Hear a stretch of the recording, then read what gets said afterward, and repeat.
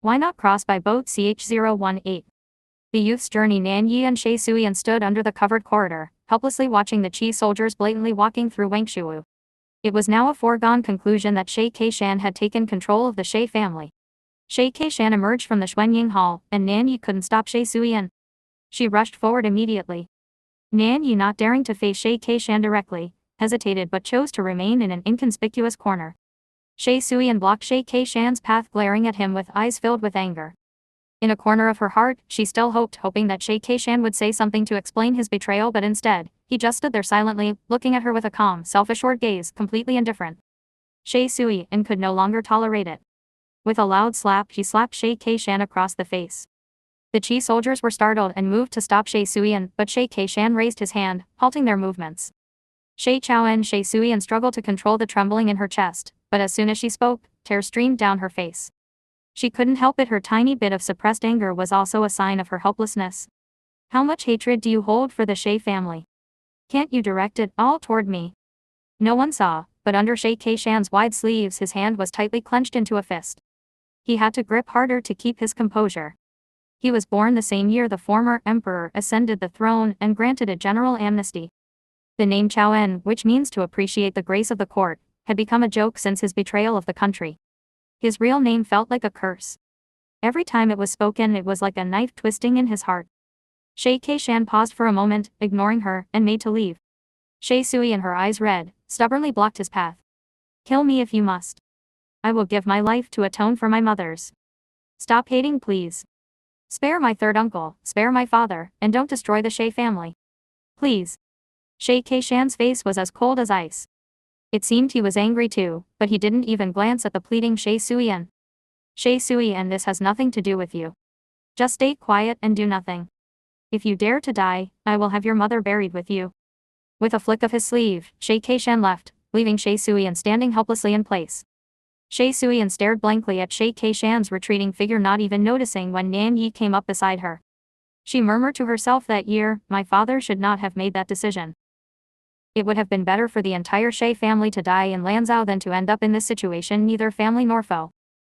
Year 15 of Yongkang, 13 years ago in Lanzhou. That year Shi Keishan was 15 and Shi Suiyan was only 10. The news of the Qi forces preparing for a heavy attack on the city was secretly delivered to Longning Duke Shi Jun. The court had already decided to abandon Lanzhou and defend Dating Pass, while the people inside Lanzhou remained blissfully unaware, continuing their revelries. After much hesitation, Shi Jun decided to relocate the entire family south. But the decision to abandon Lanzhou was top secret. The army had already been redirected to Dating Pass, leaving only a few elite soldiers behind in Lanzhou to wear down the Qi forces, with the main force fully committed to protecting the pass. If the Shi family made a large move, it would be impossible to hide it, causing panic among the citizens and soldiers, which would give the Qi forces the opportunity to learn that the city was empty and lead them to attack Dating Pass. In the end, Shi Jun borrowed the excuse of a family outing, and took only his closest relatives, leaving behind all servants to maintain the appearance of normalcy in the Shi household. This action effectively abandoned the citizens of Lanzhou and the Shi family servants, leaving them to face the Qi forces' weapons and blades. But Shi Jun truly had no better choice. When the world is at peace, people can show sympathy even to beggars on the street, but in times of turmoil, when life and death are at stake, relationships of distance and closeness become clear. On the day they left, the Shi household was in disarray. Everyone assumed they had notified the less favored third concubine's courtyard, but in fact, no one had.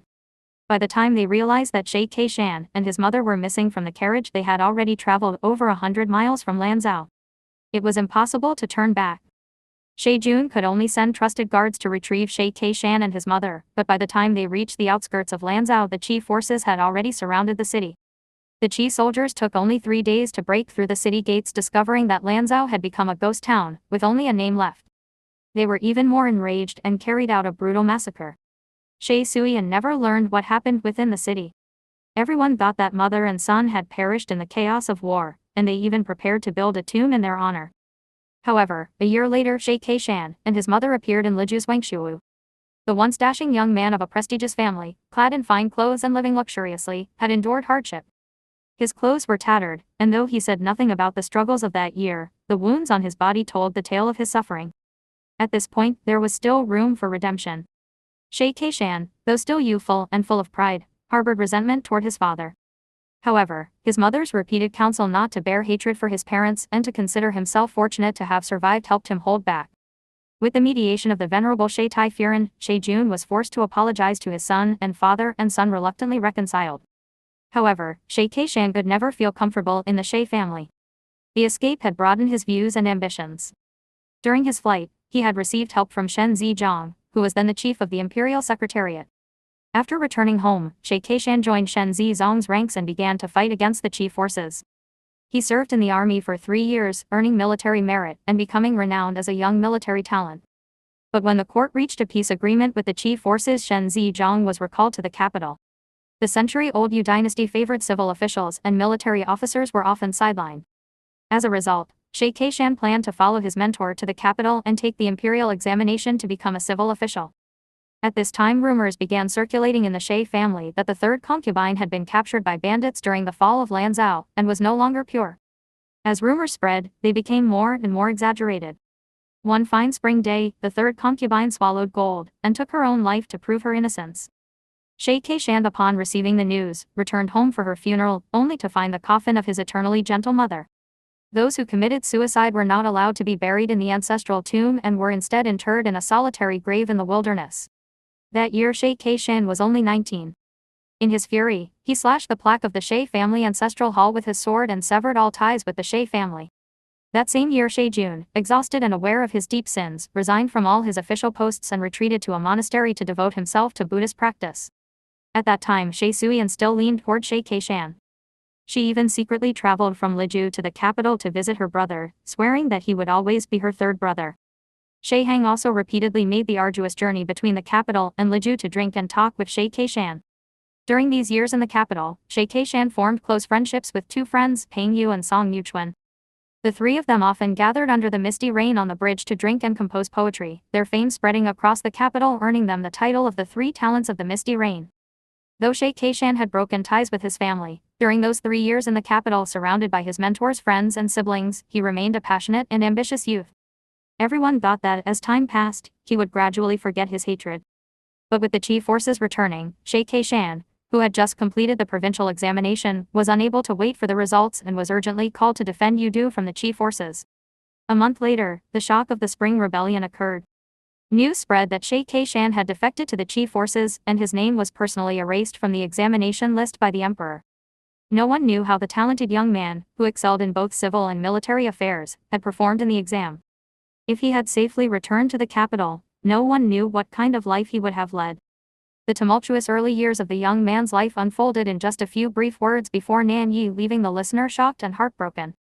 Nan Yi looked up in a daze, and the sun had already set behind the mountains. In the story that She Suyan told, she heard the name Peng Yu. It was a story of camaraderie, of cherished friends, so different from the tragic scene of estranged friends turning into enemies that she had witnessed. A nameless bitterness stirred in Nan Yi's heart. No one knew what She Keishan had truly got during those 3 years of drunken revelry and lofty ambitions. How could he have abandoned everything he once had, leaving it all behind to become a traitor to his country? Could he have had his own reasons? Nan Yi asked uncertainly.